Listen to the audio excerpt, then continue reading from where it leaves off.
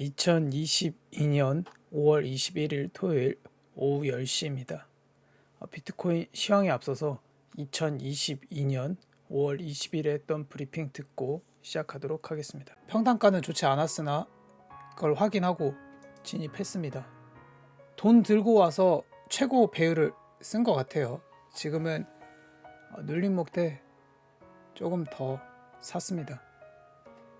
이게 뭐 이렇게 해서 꼭 오른다 이런 거는 아니고요.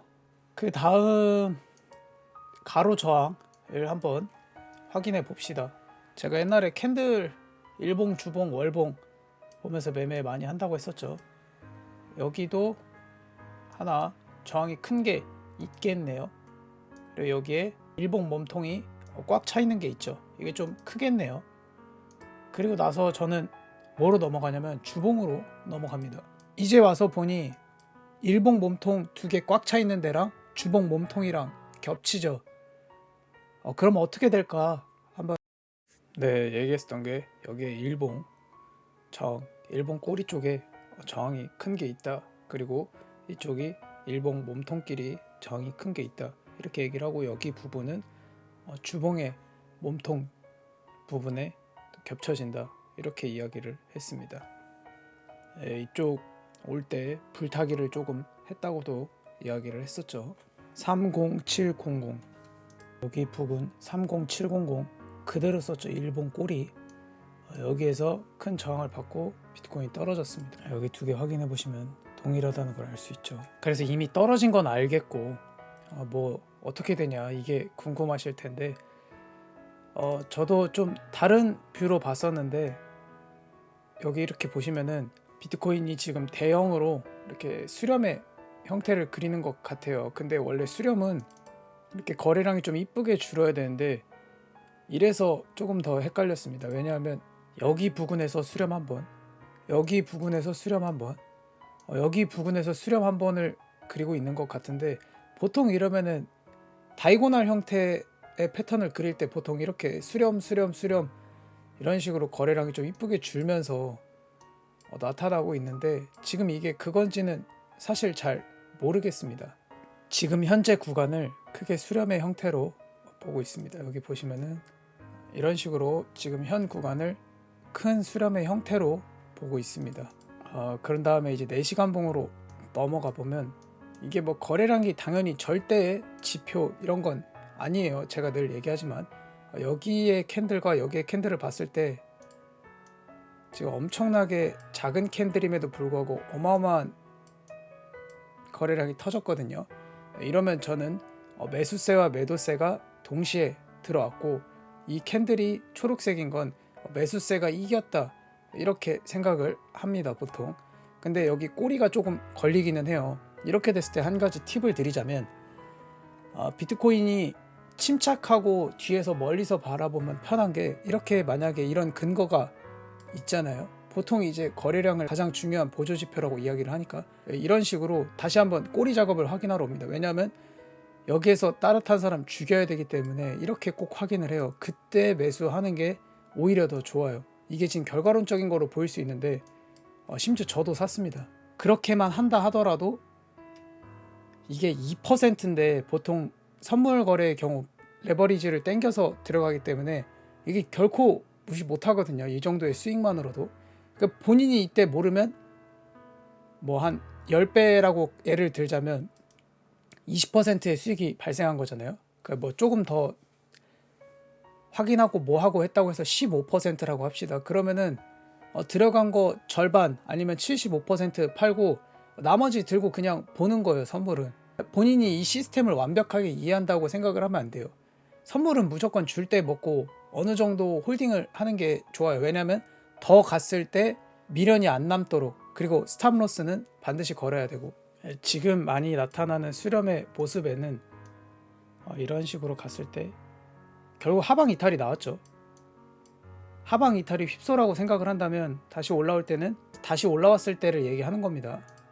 이 선을 뚫을 확률이 높다고 생각하고 있습니다. 지금 선을 조금씩 올렸는데 한 번, 두 번, 세 번, 세 번의 규칙에 의해서 이 선이 뚫릴 확률이 높다고 생각을 하고 있습니다. 그리고 이 구간에서는 큰 저항이 다시 한번 있다고 생각을 하는 게 주봉의 몸통, 그리고 여기 2평에 99일 2평, 그리고 또 몇 가지 규칙이 있는데 그걸 전부 다 제가 설명해 드릴 수는 없고, 그런 것들에 의해서 이 구간에 만약에 올라온다면 큰 숏 타점이 되지 않을까라는 생각을 하고 있습니다.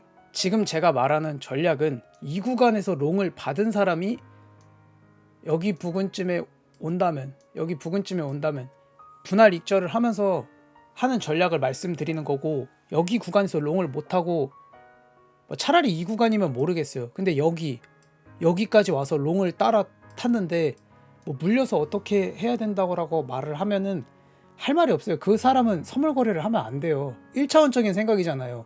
이 공포에 있을 때는 매수를 못하고 올라오는 거를 보고 여기서는 롱을 사야겠다.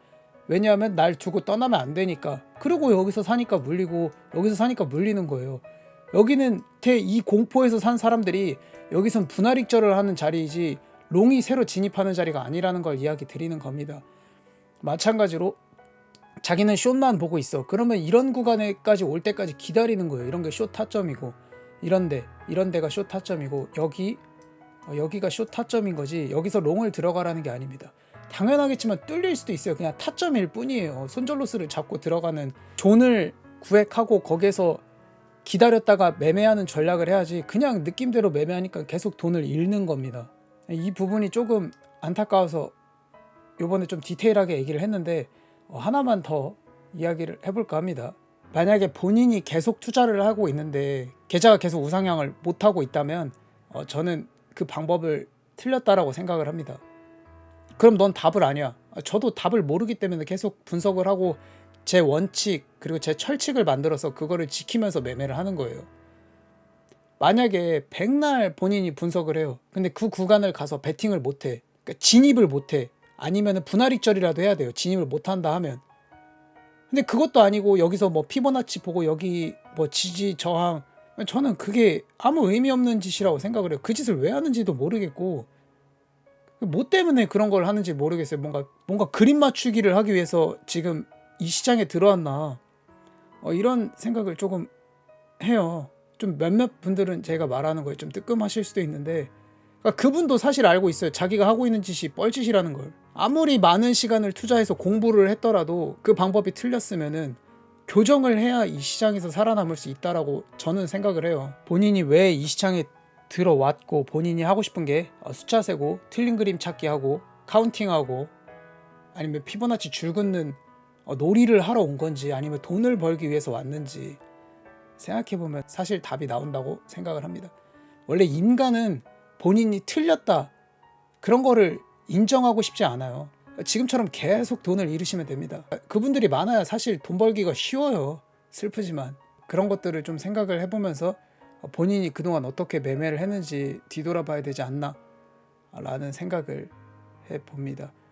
그리고 이제 메일을 많이 주시는데 저희 단톡방에는 아무런 혜택이 없어요. 그냥 제가 봤을 때 이 구간은 이런 구간이다, 이 구간은 이런 구간이다를 한번 이렇게 재언급해드리는 경우는 있어도, 제가 단톡방을 만든 이유는 제가 사용하는 코베스트 거래소를 유지하고 이왕 계속해서 돈을 잃으면서 매매할 거 소액으로 잃으면서 공부를 하면서 매매의 경험을 쌓자, 이런 의도도 있고 모두가 공부하는 방을 만들기 위해서도 있어요. 근데 사실 직장 다니시면서 그러는 게 쉽지 않다는 걸 저도 알고 있습니다.